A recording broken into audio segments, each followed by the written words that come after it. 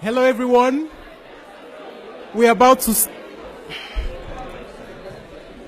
continue. Please make yourselves comfortable.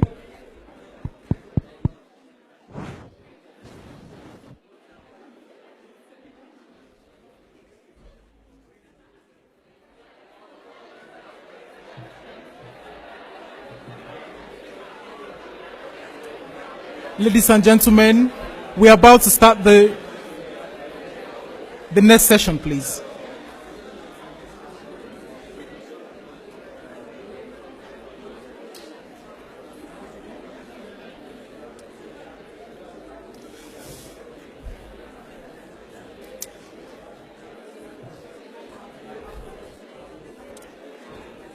The next session is a keynote address by Muhammadou, and he will be welcomed or introduced by Professor Tandika. Professor Tandika is a professor of African development in the International Development Department at LSE. He was formerly a director of the Council for the Development of Social Science Research in Africa, Conderisa. He's also a senior fellow at the Center for Development Research in Denmark and has taught in universities of Stockholm and Zimbabwe.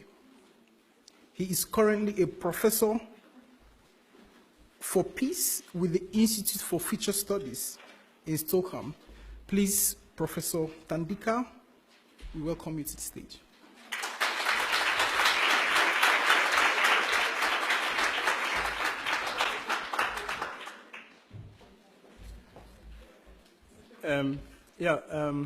Good afternoon.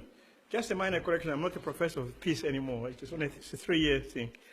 I'm very delighted to be here and to introduce an old friend. Professor Carr and I, we met in the Codestria networks, and that time he was still in the Gambia. He's one of the most eminent scholars on IT in Africa, and he's an innovator and really a good institution builder. He's now engaged with the ADA in the University of Baku in Azerbaijan, and perhaps just show you the reach of Africa, how far Africa can reach out. Where he's there, the Vice Rector for Technology and Innovation, and he was founding Dean for the School of Information Technology and Engineering. He was the first Gambian to be appointed as President of the University of Gambia. And Professor Carr was, and I remember having a discussion with him precisely we spent the whole dinner discussing the University of Gambia, and we had all these speculations about how we could make this a regional university and open it up to other, and make it a big West African university. I still hope it will happen one day. I haven't given up that hope. And he doubled as Dean for the School of Business and Entrepreneurship at the American University of Nigeria. That's between 2006 and 2007. He was also the founding director of the African Center for ICT Innovations and Training, and he doubled as Chief Information Officer at the American University of Nigeria. So it's a great pleasure for me to welcome you here, and I'm sure the audience is in for a treat. Welcome, please.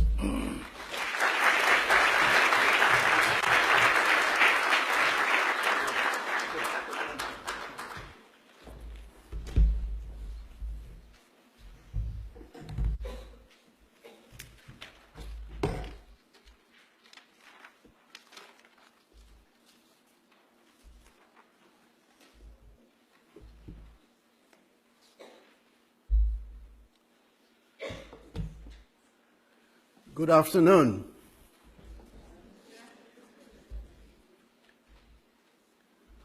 It's indeed an honor to be here at the LSE in this very important gathering of Africans and friends of Africa. I thank you very much, Professor, for the warm welcome you've accorded me. I'm deeply honored to be with you today here at the LSE. I also would like to thank the leadership of this university and the organizers of this great summit, the LSE Africa Summit. The team and the many volunteers obviously did a very brilliant work to put this thing together. It is an honor and a privilege to deliver this keynote address in this summit. I'm particularly delighted and encouraged more than ever because this suggests to me that the future of Africa is in safe hands. Undoubtedly, the strength and potential of Africa is in her resources, but particularly in her people, men and women, and in her youth. Most of you are in this room. You are the future of Africa and Africa's most talented and important resource. The fact that here at the LSE, year in and year out, African future leaders gather annually to discuss, to debate, and plan for the future of Africa is indeed commendable. I'm a Gambian, diaspora, from very humble backgrounds and had the opportunity to grow up in the United States of America, where I pursued my undergraduate and postgraduate work and gradually developed my professional and academic career in different universities. I settled down comfortably with my family in the US and never had plans to return home or to Africa. Wow. I don't think that's unusual of many Africans and many diasporans. However, let me quick to say, for some very interesting reasons, my wife, who is in the audience here, who is also an academic, and I never disconnected from the Gambia or Africa or anything African. We always kept in touch with family and periodically visited Harlem to eat and consume and interact and engage with Africans who sees that place as a hub to get a piece of Africa in New York. We always wondered and were disheartened about the Gambian and African condition in general and why things are the way they are, despite the enormous human capital and talent that Africa produces or produced, but only to seed that talent, that resource, those people migrate to the West, like I did, to excel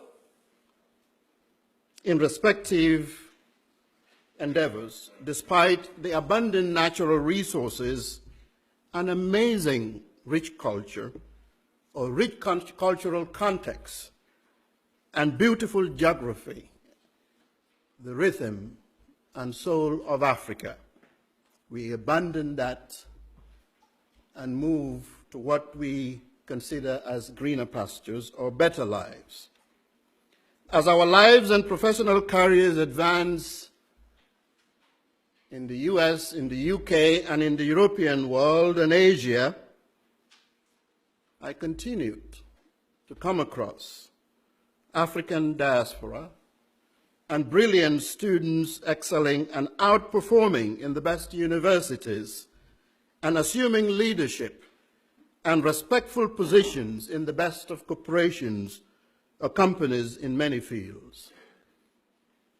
We increasingly notice the continuing flow of Africans or Africa's medical doctors, nurses, engineers, academics, depleting Africa of her most precious and most important resources, talented people. We queried, who will then build Africa? We also noticed Africa's most talented youths, who are crème de la crème, increasingly populating the corridors of elite universities, research institutions, and professional organizations. Few, like me, intended to return back. And I wonder whether all of you in this audience will join that statistics or will change that view or that perspective. Just like my wife and I, we are all among the huge growing diaspora population. This is a good thing, most will say. Is it? But quite worrisome. It is good, but quite worrisome.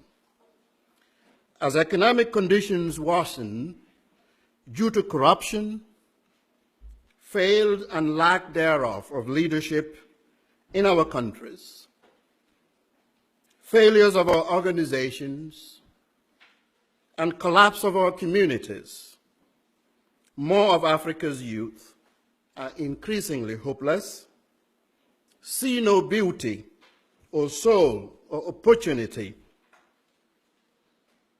or dignity to stay in Africa. For them, there is no Africa to build. But driven to choose between the possibility of death and the low possibility to succeed, to migrate to the West. We all see the choices they made, and we and all friends of Africa are horrified with the images displayed in major television networks continuously. Some of them are brothers, our cousins, our nephews, our neighbors. Talented resource disappearing. European policy and leadership and economics and relationships are shaped and challenged continuously by this. I think the recent interesting global dynamics in the United Kingdom, in the United States and Europe, the rise of nationalism and populism are some of the things that resonate with some of this worrisome picture.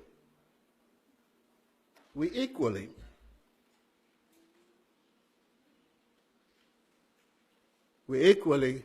question, with no answers, why this continues.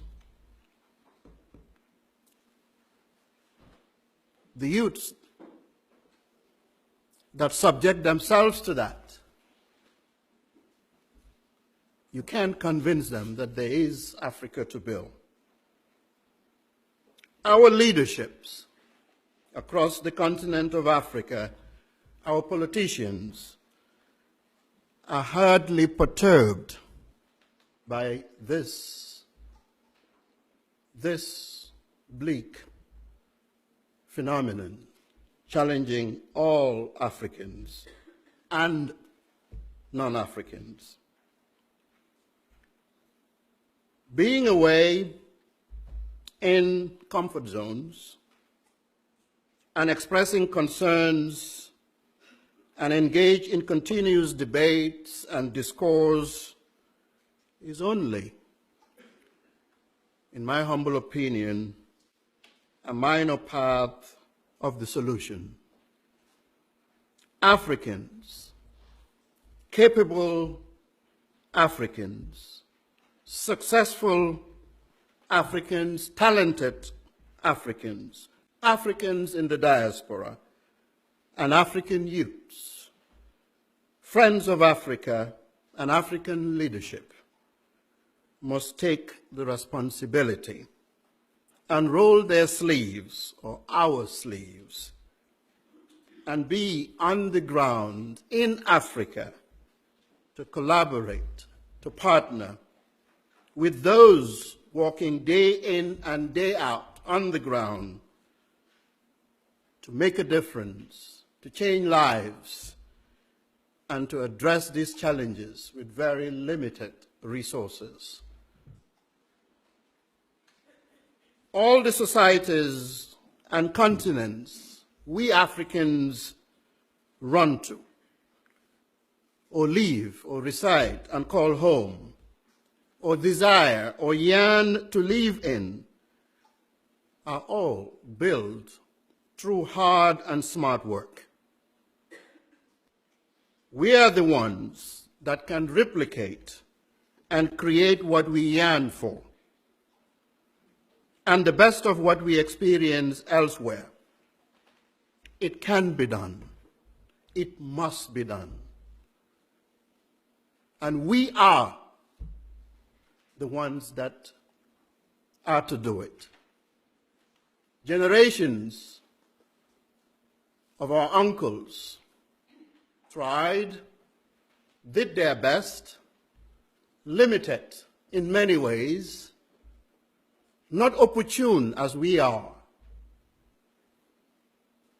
I bet you, when Prof was in university, there's hardly a room or a hall as populated as this from descendants, sons and daughters of Africa, in large numbers. It was only the elite few, the elite and the lucky few who were opportuned. So we are opportune to do something about it. We cannot do it, I submit to all of you, without education, quality education. We cannot do it without entrepreneurship. We cannot do it without innovation, even if it is frugal. We cannot do it without innovation. We cannot do it without investments.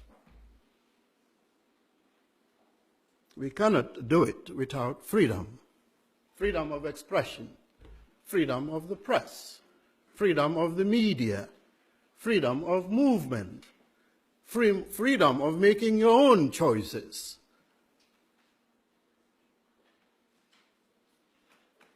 We cannot do it without ethics. We cannot do it without discipline. We cannot build Africa without smart and hard work and the right mindset. And embracing, I say embracing, and be proud of our African values and our African heritage. For you are no successful African, and you will never build a resilient Africa, a sustainable Africa, if you abandoned the African values, the African heritage, the African culture, the African language, what I call the African ethos. Africa will not be built without those. And because we did not embody that, generations the condition of Africa continues to elude all of us. But we can do something about that. I had the honor and privilege to be associated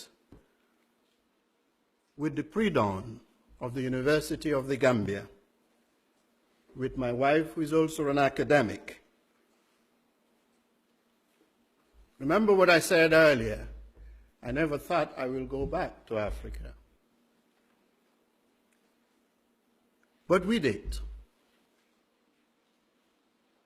In small measures, in small ways, by going periodically to quietly volunteer. And perhaps there is quite a number of you doing that, and I will encourage you to do that. Those small steps of engagement and collaborations and partnerships and volunteering resulted in our accelerated involvement to do something about the African conditions in very modest ways.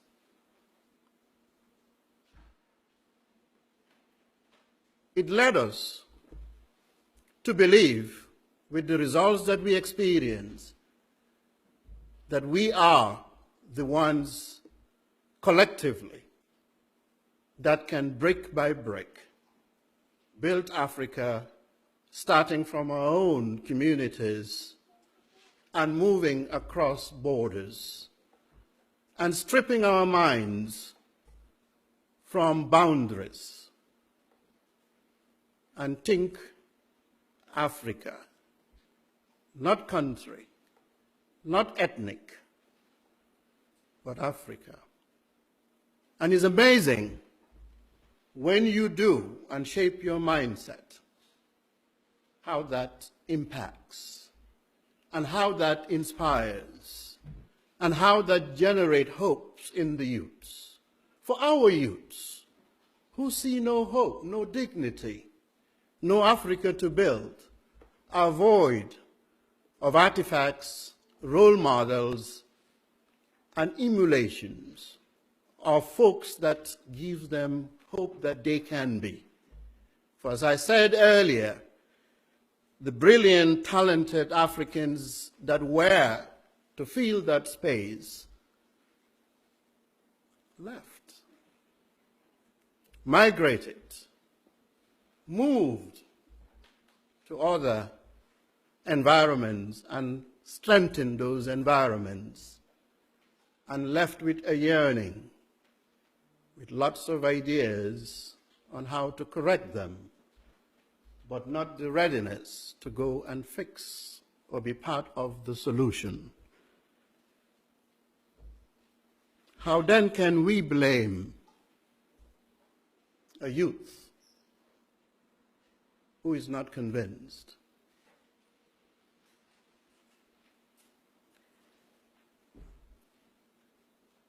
Those experiences of stepping out of our comfort zones and went home shows us a world beyond the boundaries of the greatness of the United States or Europe. It took us to the Middle East. We served in institutions in the Middle East, the American University of Sharjah to be specific.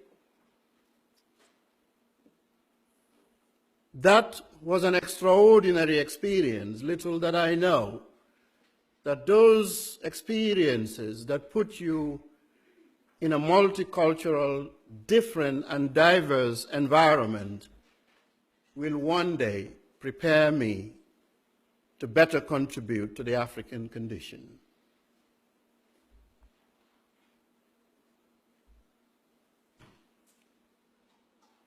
That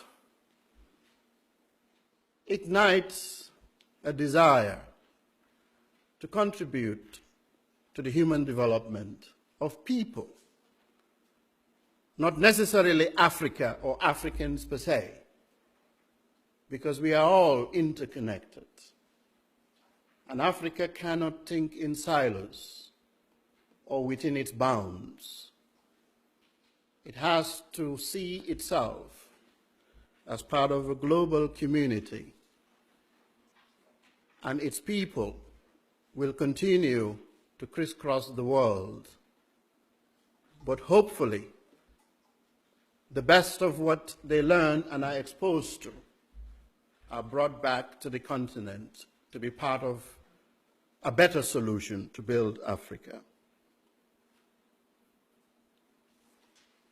My experience from the Gambia, moving from Rutgers University, Howard University, George Washington University, to help my country that never had a university before independence and after independence. What a shame.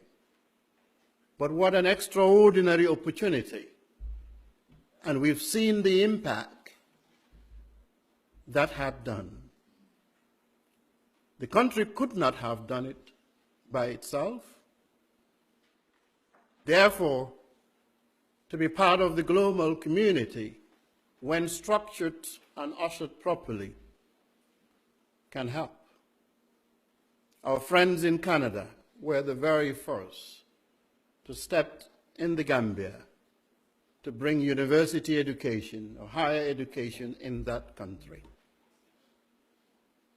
And that collaboration and partnership provided the opportunity for me and my wife as a diasporan to contribute and to modestly reach out and impact the youths of the Gambia and other Africans. So you see, you don't have to be a diasporan and not be able to contribute.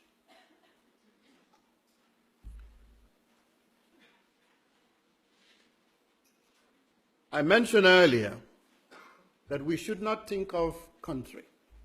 We should think of Africa. The first full-time job I had in Africa was not from the Gambia, interestingly. My first full-time job in Africa was in Nigeria. Isn't that something? And you know what? I have to confess to my Nigerian brothers and sisters here, with the glitz of Dubai and the comfort that I perceived and my family loved, to abandon that and move to Nigeria when you've never been to Nigeria, but you know wonderful Nigerians, for a young African professional is quite extraordinary, isn't it? Even my Nigerian friends in the US, when I told them that I was moving to Nigeria to work, they thought I was out of my mind.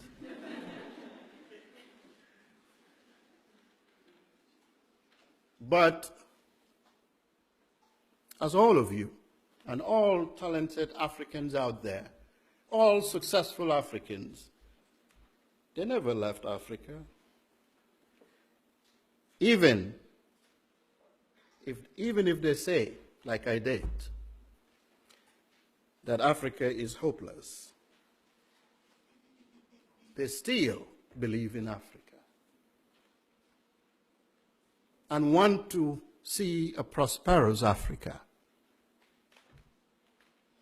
So moving from the United Arab Emirates, I was on sabbatical, then I extended as a visiting professor for a year, then it keeps on another year. So I was going back to my own university at Rutgers. They told me, you have to come back. On my way, I got recruited by American University in Washington, that there is someone who believes that education, higher education, quality higher education that is done right, is the beginning or is central to building or rebuilding Africa, to providing solutions, to shaping the new leadership, different politicians, different academics, and was able to put enormous resources to do that. An American university was a willing and able partner to that. They started scouting for African academics to go and be part of that solution. Of course, when I got the call, I said, Nigeria? The images I see about Nigeria is not the most positive. What I hear about Nigeria is not the most positive. And I mean that in a very good way.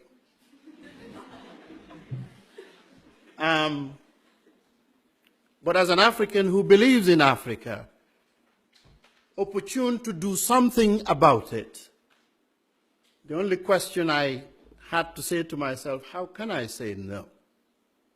If I do, I have no more right to talk about African solutions or African problems and challenges, because here I am given the opportunity to do something about it.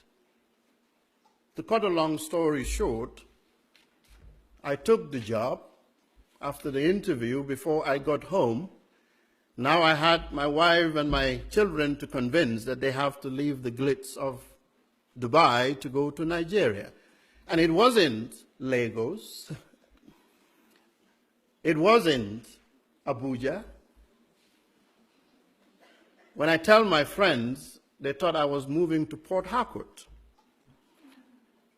And I said, no, I'm going to a very remote part of Nigeria, on the northeastern part of Nigeria. He says, what? And I said, yes, I'm going to Yola.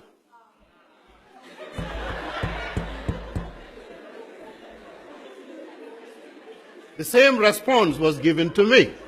They said, you're going to Yola to do what? Are you out of your mind? Do you know where that is in Nigeria? And interestingly enough, this conversation occurred between myself and a Nigerian on a flight from Heathrow to Lagos. You can imagine how long a flight that was, because he could not keep his excitement, and he's sorry for me. And to a point I thought, I hope I can have this plane turned back. But I decided not to listen to him anymore.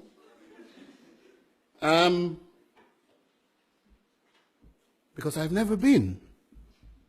And if our very own, and clearly that was a successful, talented Nigerian professional, who obviously does not seem to be one who will be part of the solution to build Africa. It was the most and the best important decision I've ever done in my career, moving to Nigeria.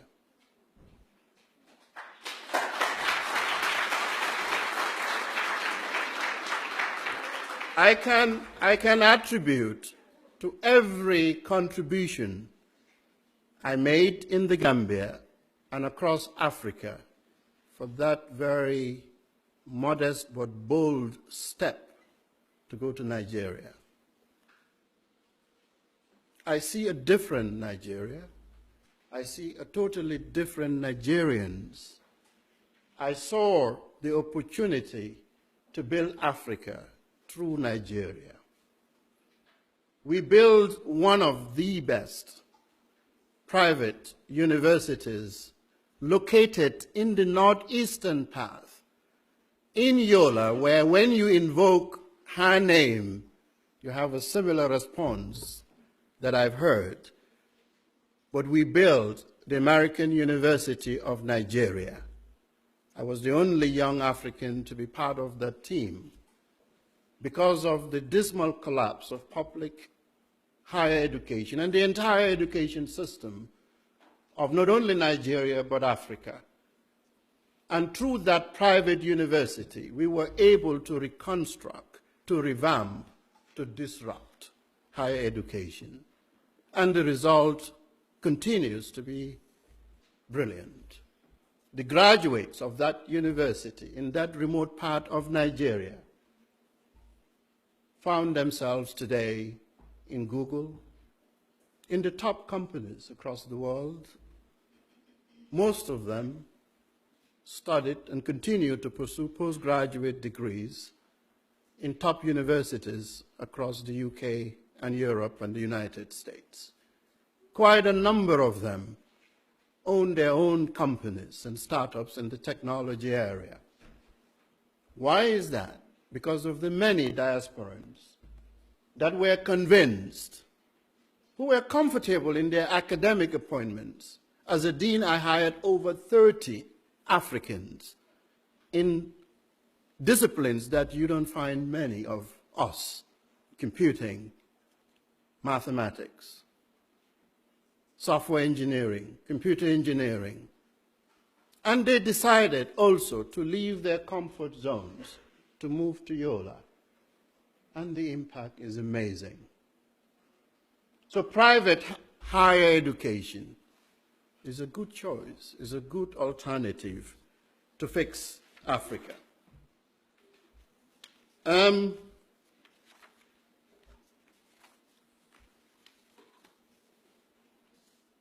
Your theme of this conference touches on the issue of youth employment, skills of the youths, access to education, disrupting education, innovations around education. As a Vice Chancellor of the University of the Gambia, I was opportuned to visit many universities and learning institutions. Most of them, perhaps majority of you, graduated from. You know what you had to go through. You know the condition of Africa's higher education. You know the condition of Africa's earlier education, primary and secondary.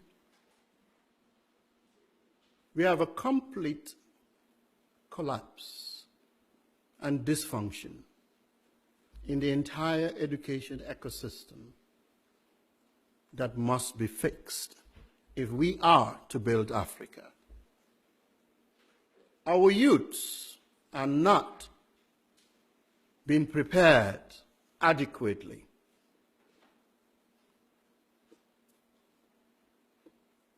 We don't have adequate quality teachers in our primary and secondary schools.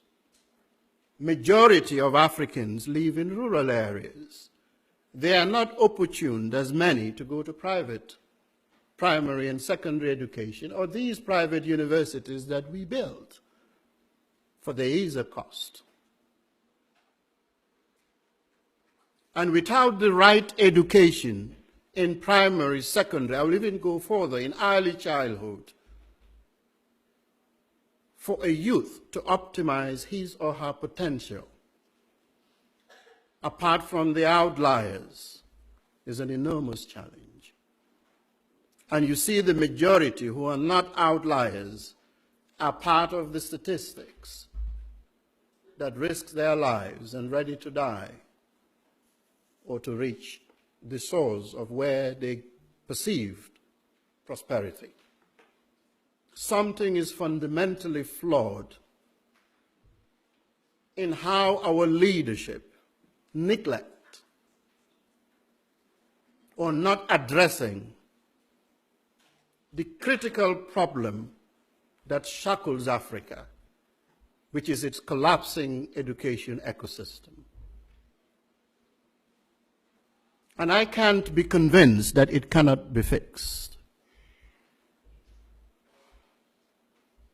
With incentives, with resources, with innovation, with creativity, with commitment, it can be done. For most of our leadership, for most of our successful people, are not boarded. Why? Because they are not, well, at least they think they are not affected, because they can afford to provide comfort and the right environment and the right education for their children.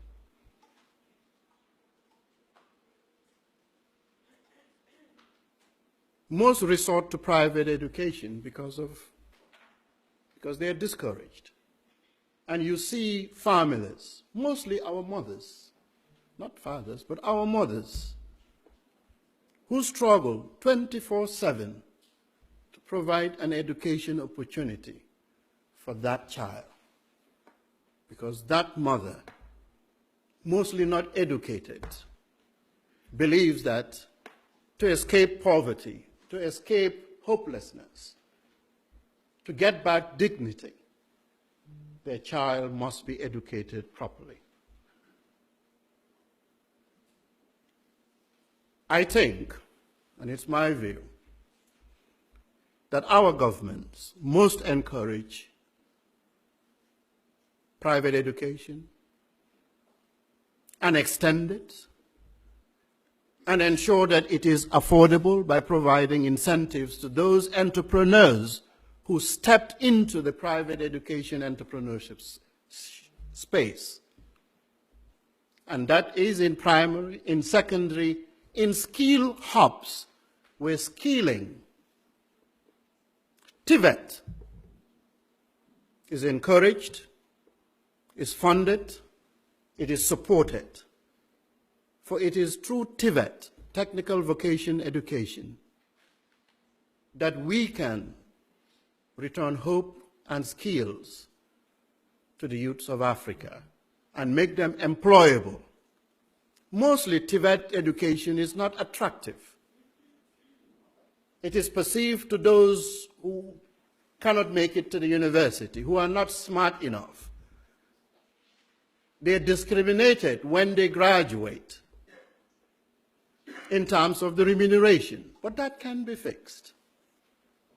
The perspective and postures of the elitist nature of our universities, which is increasingly being challenged through disruptions, challenge that notion. I come from the American academic ethos in thought. I believe that universities must not only be spaces where research and teaching is done. I believe they should also provide spaces where professional and technical education can be imparted. We have to move away from the old classical theoretical foundations that our universities were founded upon. I'm not saying it is not important. I'm not saying it is not relevant. I'm not saying that it must be done. Yes, in order for us to build the right capacities, to build the right human capital for our economies, for Africa, we must transform and reform these institutions to do research, applied, relevant, appropriate research that addresses the challenges and problems of African society,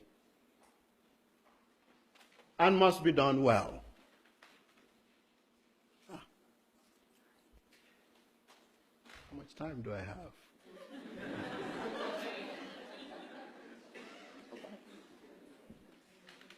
You know, I am struggling with a serious jet lag and a lack of concept for time. But I have a lot to say.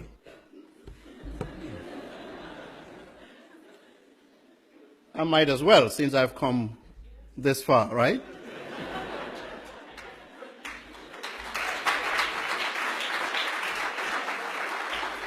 As I was saying, we must transform and reform our education ecosystem. our leaders, we blame them most of the time. They're corrupt, they're incompetent, they don't care. But they are who we allowed to play in that space.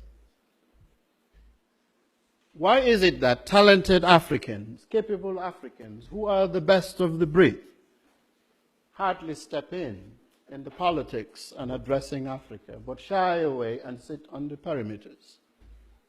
If you leave the mediocres to lead you, what would you expect? You take what you get. And you complain, and you get frustrated, and when you can't stand it anymore, you pack your bags and move to Europe and the United States and have a comfort life.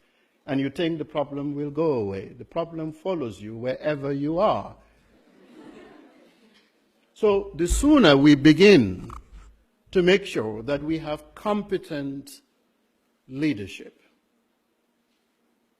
in our parliaments to legislate, to debate, to discourse, to argue, which is good, to be stubborn, to think differently, which is okay. If you are amongst the few, then you can't effect change. But if the scale is high, then change will be imminent.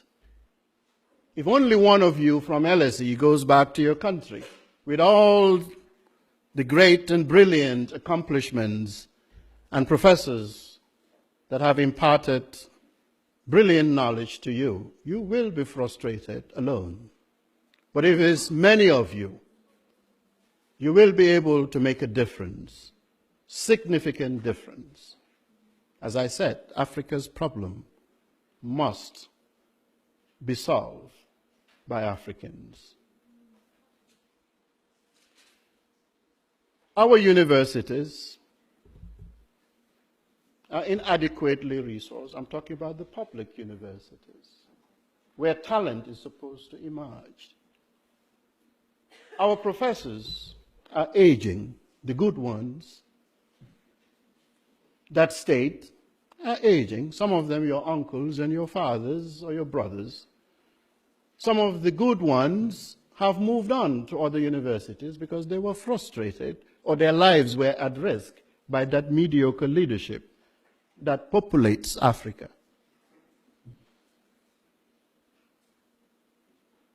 And there's nothing they could do about it. To build Africa, we need knowledge, we need research, we need science, we need innovation. The number of youths of Africans who are pursuing any of the STEM areas are very few. How then can we play a significant role on innovation, on technology, with very few numbers studying the hard sciences? If we don't do something about it, our development will continue to be a mirage or a shadow. STEM is important. Science, mathematics, technology, engineering, medicine, we can never get enough of it.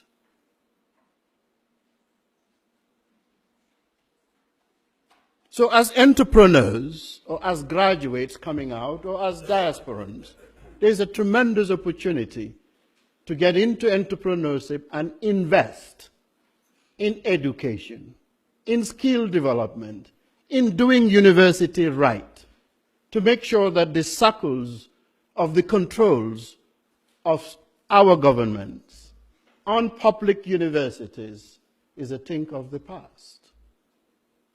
That teaching and being an academic and a researcher is attractive, is a good thing for society, but not a risk to the individuals that find themselves in its pursuit. If half of what is taken away from government coffers is plowed into the education ecosystem, Africa will be a totally different reality. Most people, the talented people, are not getting into teaching or research or science for simple reason. The economics or the remuneration is grossly inadequate for them to make a decent living. If we have the will, that can change. And when that change, and we steer talented young Africans back to the universities, back to teaching, back to science, encourage them to build companies, Africa's future will be much brighter and much sustainable. There's hardly any research coming out of our universities these days. That's a profound thing to say. We may say we don't believe in ranking of universities, but it's important. It's a good benchmark. It pushes excellence and performance. If only you don't believe in it, but do all those factors that you are judged, our universities, our education systems will be much farther away. And when you look at it, throughout in the entire continent of Africa, there's just but a handful, less than 5, that makes the top 500 universities with all of Africa's talent. But how can we, if our learning infrastructure, spending in education is inadequate? There is no labs or science to talk of in our universities or in our schools.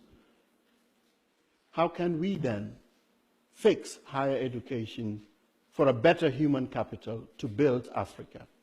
But you are the ones to do it.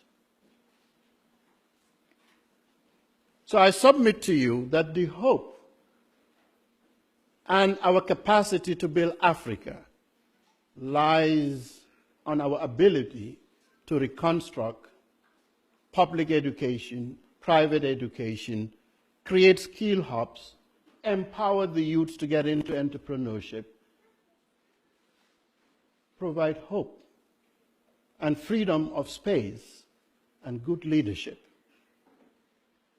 When we do, we will be a better Africa. If we don't, the risk is higher. When you have hopelessness and lack of dignity, the mind is weakened and is an easy access to dubious elements across the world. All these scourges of terrorism and extremism are largely caused by failed education. Because an educated, a rightly educated person will not have the mindset to harm a fly. Education to me is not only certification and diplomas and readings and qualifications, no, it's more than that. And it is in the universities, by encouraging research, seeking of the truth, debates, arguments, collaboration, partnerships, will create that mindset that will not have time to harm or to hurt or to terrorize or to create insecurity, because that mind will be occupied to come up with solutions to solve the great societies, Africa's societal problems and challenges. Without it, lots of idle time. And there is a lot of idle time across Africa's capitals. You just have to walk around in any community in Africa and see the wasted minds and human resources that stand with hopelessness. To see young people, children, who are supposed to be in the classrooms, not in the classrooms. And when you visit the classrooms, there is no learning going on. Or if learning is going on, the type of learning is rote learning and not modern ways of learning There is no teaching going on because there is no teachers in our school systems, because teaching is not attractive, doesn't pay well, is not meant for the smartest or the brilliant, is a profession of last resort. The classrooms hardly exist. You find classes on the trees, on the buses, and that's the majority of Africa. The question is, what are we going to do about it? What are you going to do about it? With the great education, the great exposure, the great access that all of you have, the great networks, how can you collaborate to make a difference? How can you step up to commit part of your lives to go back to your respective communities and teach in the schools that you came out of, or the weak schools, or to tutor, or to mentor? How many of us will go back and choose academics and research as a career to go back and fix our universities? And being an academic doesn't mean that you cannot be an entrepreneur, because the universities of the future are innovative and entrepreneurial. How can we make sure that we understand that the universities of tomorrow are never going to be like this? It is already there. The disruptions in learning technologies will enable me to sit in my room in a rural village and access to the best content and learning there is out there.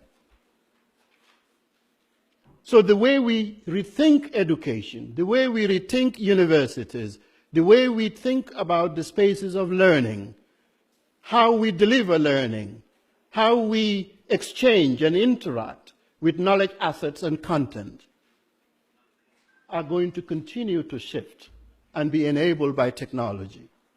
The opportunities brought by Coursera, Udacity, EDX, MITx, etc., are providing, the Khan Academy, are providing the opportunity, I know time is out, are providing the opportunity for massive learners and access to learning across boundaries within country. I must commend, before I step off the podium, some of the interesting responses that I've seen from Africa's young, talented entrepreneurs to do something about it.